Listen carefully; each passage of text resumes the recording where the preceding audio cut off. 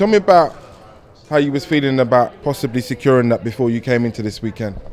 To be fair, if I'm being honest, it was a bit like, for me, I was feeling a bit, if I'm honest, I was slightly a bit nervous. I was thinking, you know, I went to the Diamond League last week, the week before last week, I came 8th, and it was kind of, it was a wake-up call for me. Generally, it was a wake-up call. I mean, racing some of the top guys in the world is what it's what I wanted, but you know, you kind of think, you can't just turn up to Diamond League and think you're going to run a season's best. I mean, so being in that environment, I think definitely helped me and gave me a bit of a wake-up call to come in to trials this week. So I was like, you know what, I've raced some of the best sprinters in the world, coming here British champs, I've got 2 rounds together. I literally just got to make sure that I get through that first round in the final, just bring my best run. And today, obviously, the final was good. I kind of got a good start. Joe was there, got a good start, pushed out. My top end speed is always a good thing for me. Once I'm upright, I'm good. But it's just building up to that speed, if you see what I'm saying. If someone gets away from me, I can be a bit sluggish, or sometimes I can be a bit sluggish. Or if someone gets away from me, I'm just like, oh, this is a bit long. But I feel like today I kind of had a real focus on it to make sure in that final that no one got away from me. I was in my comfort zone, worked to the top, and I was just glad to come away with a win, really. Bearing in mind, before last year, what you did last year, had a lot of injuries. Took a while to get your body back together in a position where you can compete. Last year you came here and shocked a few people. This year you've come here and won it. Yeah. What does it feel like to be progressing in that way? It feels really good, to be fair. I'm really happy that, obviously, through my junior career, I've had a lot of injuries and stuff, and it's hard because when you get injured, people like to rule you out, and people say, oh yeah, well, he gets injured all the time. I've heard that sometimes he gets injured all the time. He's injury prone, all this kind of thing.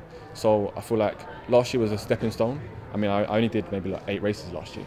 I think across the whole season, if anyone actually look. But to come have a new season, I spoke to my gym coach. I've got 2 gym coaches. I've got Leah, who's my special one. I see her once a week, and I've got Ruth, my main gym coach. We kind of just sat down and said, right, we need to get strong. Got strong over winter. Had a really good weather camp in Tenerife. Made sure and for me, I feel like it's just being smart and taking that next step to professional athlete. You know what I'm saying? Because when you're young, you still want to be an athlete, but it's kind of like you go out kind of thing, and you've got influences around you.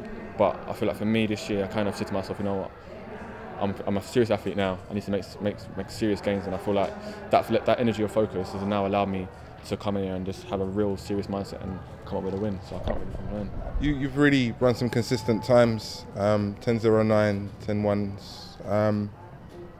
Can go lower, can go get near that 10.04. I think I can. I mean, the thing about with times. I mean, last year I ran 10.04 at Bedford, and it was kind of a thing where, when you're comfortable, anyone can run fast. Like they always say, juniors always run really, really fast because you know you're the fastest one, you're the most comfortable one. But when you're actually on the line and everyone's just as fast as you, it comes down to mental and execution. So that's the thing I've learned this year. Like I can't just rock up to the track and think I'm going to run this fast, or rock up thinking I'm going to run 9.9 tomorrow.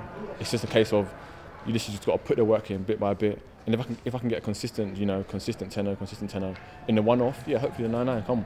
But I can't, you can't just make that gap of last year I only ran 300. I ran I think 2 100s in the season. I ran 10.30 at the first one, 10.04, and that was it for the 100. This year I've done a lot more, so I feel like there's still a lot more to come. But I'm just getting that 10.0 consistent. Then it just make that drop after.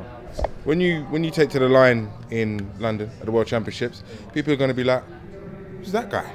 You ready for that hype? You ready for that notoriety? You ready for that attention to? Yeah, I mean, like I always say, I'm low but I'm bait. Yeah.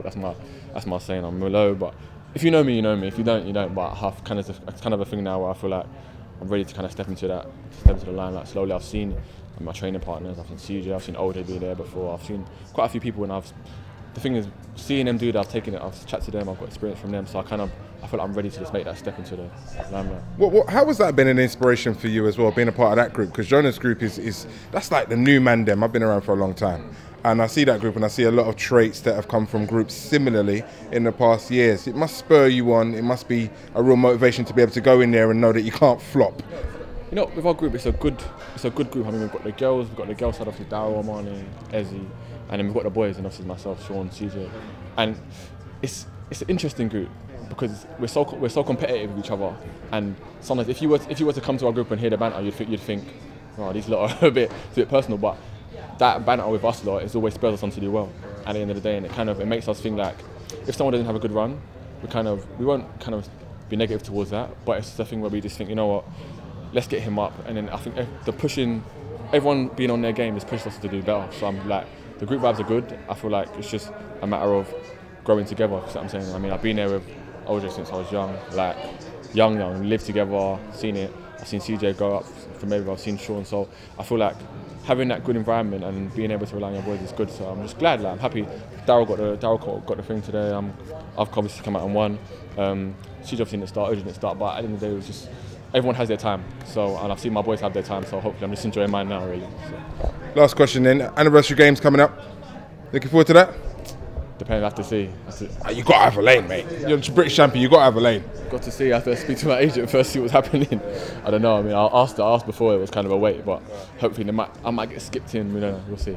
We'll hopefully see you there, man. Thanks for your time. Appreciate it. Thank you very much.